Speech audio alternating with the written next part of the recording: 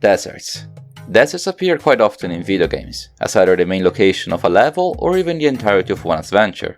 In fact, games that have multiple biomes for the player to explore will almost always have at least a desert area on the side, regardless of the genre or the console the game is in.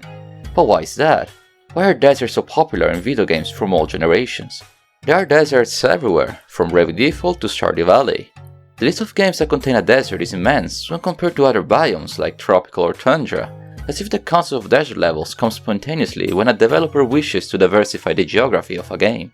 Minecraft Alpha version 1.2.0 was the first version of the game that introduced different biomes and grassland, being deserts the first biome to be added. Games like Super Mario like having their second world being a desert, a noticeable change of environment in the first hours of gameplay. RPGs that have different locations to explore like Dragon Age 11 nearly always have at least a desert in their catalog, and let us not forget games like Snap Relay 3 that are entirely set in deserts environments. Point being that deserts are not an outlier biomes in games, but rather the second most common after Green Plains. Even the fake expansion for The Witcher 3, The Sands of Ophir, was supposed to be set in a desert. I know this may sound paradoxical, but games that have different biomes but no deserts feel emptier to me, like the above mentioned The Witcher 3 Wild Hunt. But not all deserts are made the same. Some games nearly have deserts as a change of scenery, while others implement deserts as a fundamental game changer in one's adventure. Furthermore, no desert is alike. The one seen in Metal Slug reminds more of the Arabian Saharan Desert, while the one seen in Sonic Mania is more similar to the American Great Basin, just to mention two titles. It is incredible in fact how deserts are depicted in so many different ways in so many different games. While yes, all of them share the main characteristic of being filled with sand, developers always find a creative way to mold and give personality to their deserts, to make them feel distinct and stand out from the rest. In today's video, I wish to discuss the role deserts have in video games from different points of view, such as gameplay and aesthetics, by bringing as many examples as possible to understand why deserts are so beloved by developers, and after this video is over, perhaps even loved by yourself. But let us go with order. Roll the intro.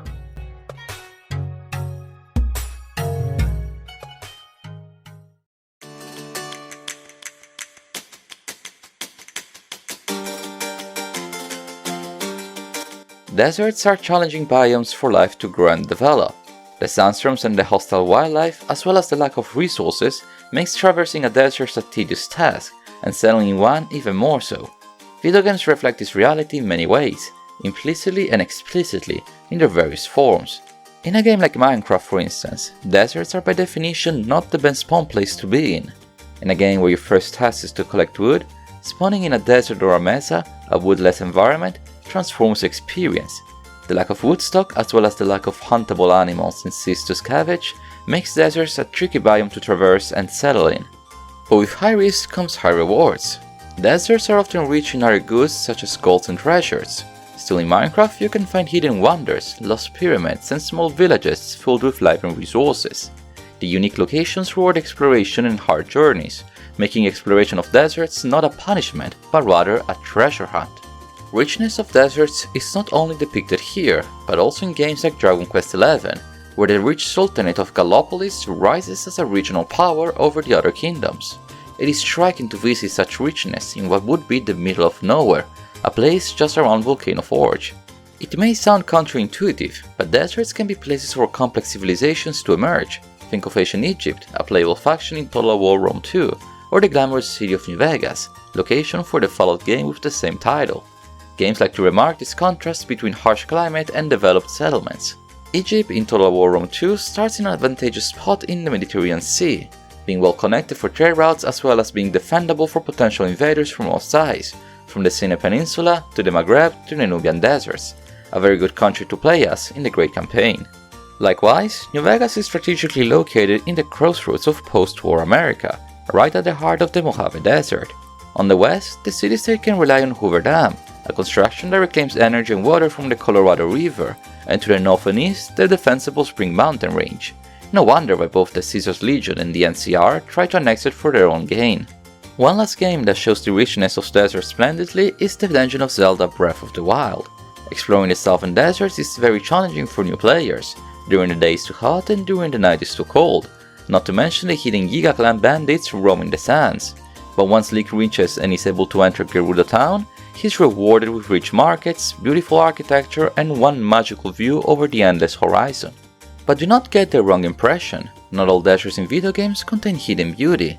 Sometimes deserts hide destruction and desolation, cities and peoples no longer there, lost to time. Nier Automata and Spec Ops: The Line are very two good examples for this type of depictions. Both games are set in an unspecified future, Spec Ops: The Line a close one, while Nier Automata a far one, where geological disasters have transformed their landscape. The one-rich city of Dubai and the nameless metropolis of Nier are devastated and buried quite literally under the sands of time. There is life, true, but hostile, scavenging for their own survival. Spec Ops: The Line's Dubai is a curious mesh between the rich cities mentioned earlier and the more devastating aspect of deserts. In the game, you can observe luxury shops, big names and brands, skyscrapers one taller than the next, but all abandoned, all devastated by the sandstorms and by the war.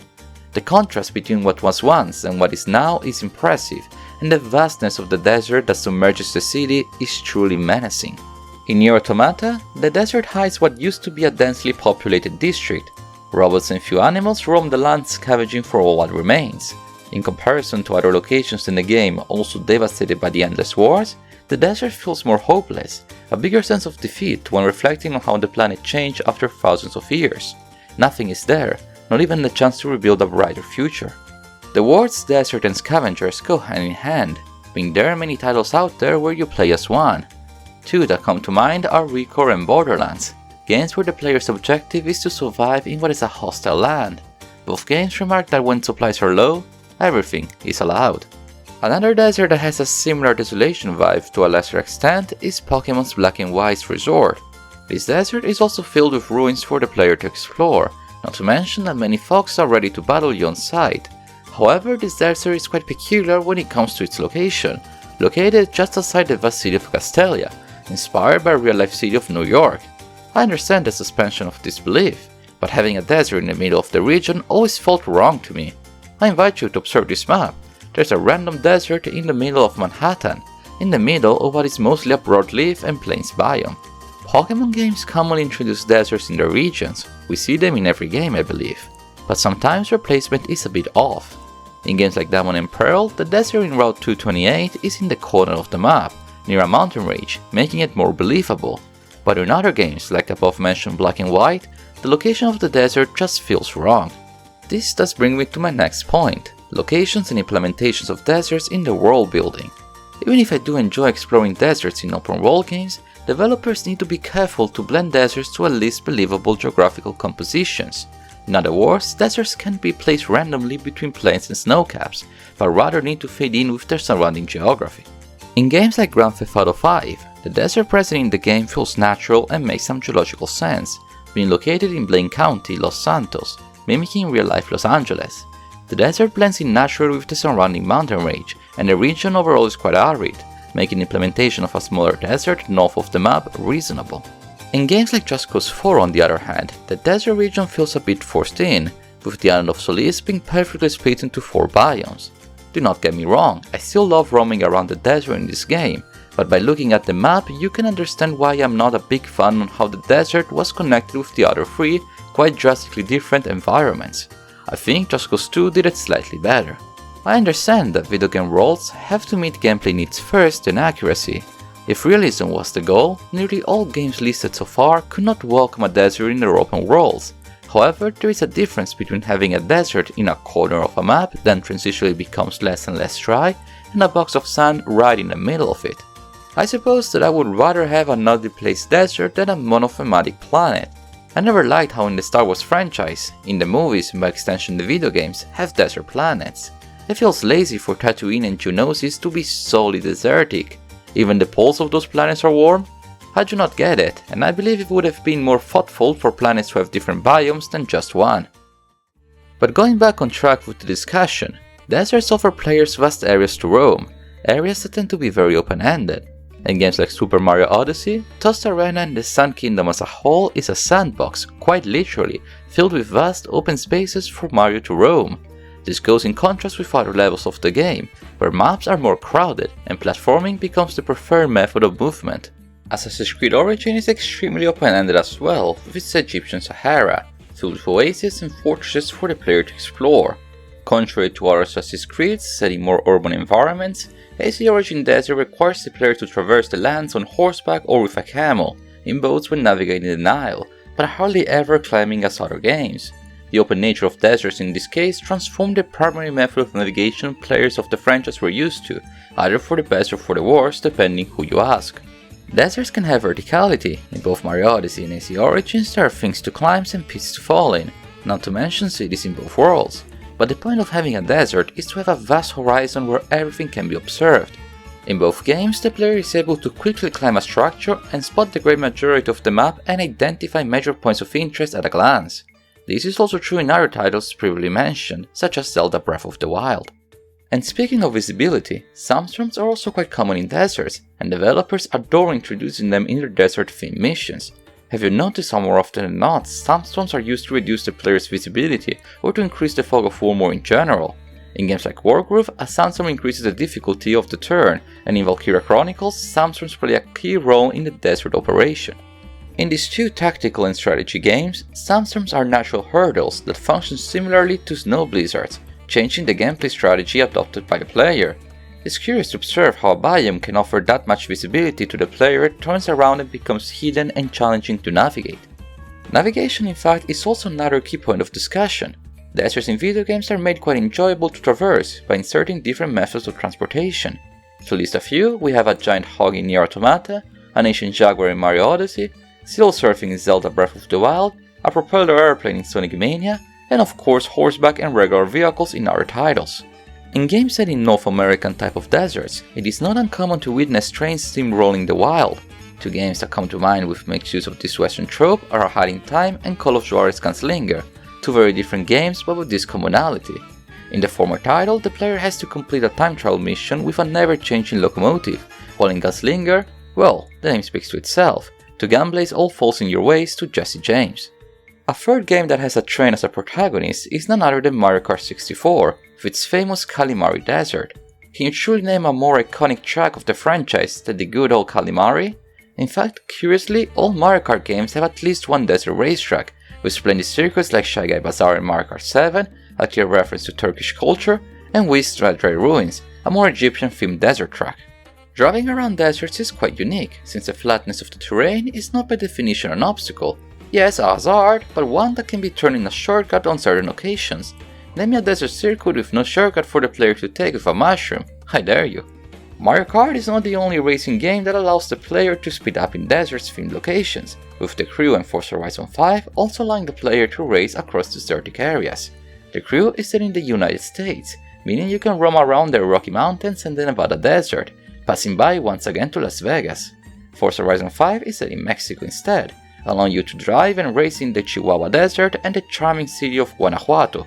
You may have noticed how depiction of cultures that developed in desertic areas is a component some games take in consideration. Often the culture depicted reflects the real-life desertic countries the games are set in. Forza Horizon 5 and Mario Odyssey reflect Mexican culture, GTA 5 and Fallout New Vegas Western United States, Assassin's Creed Origins and Sonic Lost Wars Asian Egypt, and Dragon Quest XI and Metal Slug Arabic, with some more unique titles such as Top Clasey's Ghost Recon Wildlands set in Bolivia's Atacama Desert. Even if there are geological similarities, each desert has its story and its people, and it is lovely to see developers trying to explore more in detail the civilizations living in these lands. A good evolution of cultural depiction can be observed in the Mario franchise, where older Mario games would depict a generic desert, while the more recent Super Mario Odyssey has put more care into making its Tostarena a unique place for the player to visit.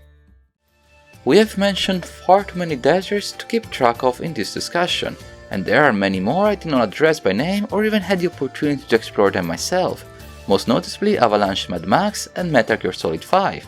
But the question in the introduction still remains unanswered: why are there so many deserts in video games? Sure, deserts have peculiar and fascinating locations, as I hope I explained in these past minutes, but I do wonder why deserts in particular and not other biomes. Surely snowy mountains and jungles have their charm too. Not to detract anything from other biomes, which I might explore in future videos, deserts have one element that makes them so desirable for developers and storytellers alike, an element that I've addressed multiple times but never called for its formal name: contrast. I believe that contrast is what makes deserts so appealing for video game locations. Deserts can be wastelands and a home for rich empires, flat in their design, but also rich with wonderful views, unique in their color palette that is both monochromatic but colorful nonetheless. Deserts are striking in their presence, especially after the player has explored mostly grasslands and forested territories, often home for the first levels. In a game like New Super Mario Bros. Wii, the contrast between a normal-looking Mario level and a desert one could not be brighter. The modularity deserts have thanks to the contrast they propose to the artist is magical to say the least. Deserts deserve recognition for their special place in video game history, as treasures of the past and beacons for the future.